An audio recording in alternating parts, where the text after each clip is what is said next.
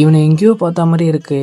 என்னோட வாழ்க்கை series episode 8ல ரொம்ப நாள் கழிச்சு இன்னைக்கு பாப்போமா. அன்னைக்கு ஒரு நாள் நண்பர் ஒருத்தர் ஒரு ஷூட்டுக்காக கூப்பிட்டுருந்தாரு. ஓ, ஷூட்டுக்கு ஃபிளைட்டா? அப்படிதான் நினைக்காதீங்க, பஸ்லயே முக்கி அடிச்சுட்டு வர நிலைமையில இருந்தேன். ஒரு வழியா அந்த இடத்துக்கு வந்து ஒரு சின்ன ஷூட்டு தான். ஷூட்டை முடிச்சுட்டு திரும்ப ரேபிட்டை போட்டு கிளம்பிட்டு சரி உச்சி வெயில மண்டை காயுது. நெக்ஸ்ட் எங்க போலான்னு பார்த்தா அதான் நம்ம ஆட்டோக்கார தம்பி இருக்கானே, நம்ம ஃப்ரெண்டை பார்க்க போயிட்டேன். ஒரு வழியா அவன் ஏரியாவுக்கு வந்துட்டேன். சரி பசிக்குது நம்மகிட்ட சொன்னா ஒரு ஹோட்டல்ல வெயிட் பண்றான்னு சொன்னா நானும் ஒரு 50 மினிட்ஸா வெயிட் பண்ண. கடைக்காரனா என்ன வேணும்னு கேட்கறானா, ஃப்ரெண்டு வரான்னு சொல்லி கடைசியாக டிமிக்கி கொடுத்துட்டானுங்க. சரி வந்துட்டானுங்கன்னு பார்த்தா இங்கே ஏன்டா உட்காந்து வாடா வேற ரோட்ல போலான்னு சிக்னல் கொடுக்குறானுங்க. கடைக்காரன் வேற ஒரு மாதிரி பார்க்க ஆரம்பிச்சிட்டாரு. தற்கொலை ஊரு ஃபுல்லா சுத்த விட்டு திரும்ப அதே ஹோட்டல்ல வந்து உட்கார வச்சுட்டான். இது என்னடா இந்த காலத்துக்கு வந்த சோதனை இந்த ஹேண்ட் வாஷ்க்கு. அப்பதுக்கு அப்புறம் தெருவா அலைஞ்சு எம மண்டலத்துக்கு போயிட்டோம். அதுதான் இவன் ரூம். என் ஃப்ரெண்டு பிரில்லியண்டா நான் மறைச்சு கூட்டு போறாராம். அவருக்கு தெரியல போல நான் 6.1 இருக்குன்னு. சரி இவன் ரூம்லயாவது கொஞ்சம் நிம்மதியா தூங்கலான்னு பார்த்தா நிம்மதினால என்னன்னு தெரியாம இவனுங்க இருக்கானுங்க. இவன் ரூமுக்கு அடைக்கிறதுக்கு வந்தேன்னா அடக்கம் பண்றதுக்காட்டும் இவன் ரூம் விட்டு கிளம்பிட்டேன். அந்த அளவுக்கு அராஜகம் பண்றானுங்க. சரி போற வரல அப்படியே தம்பி ஹாஸ்டல்ல அப்படியே விட்டுட்டு நம்மளும் வீட்டுக்கு கிளம்பலான்னு கிளம்பிட்டேன். பஸ் ஏறி வீட்டுக்கு போயிட்டு இருக்கும்போது மைண்ட்ல நிறைய விஷயம் ஓடுச்சு. வாரத்துல 6 நாள் வேலைக்கு போயிட்டு சண்டே ஒரு நாள் வீடியோக்காக என்ன பண்ண போறேன்னு நினைச்சாலே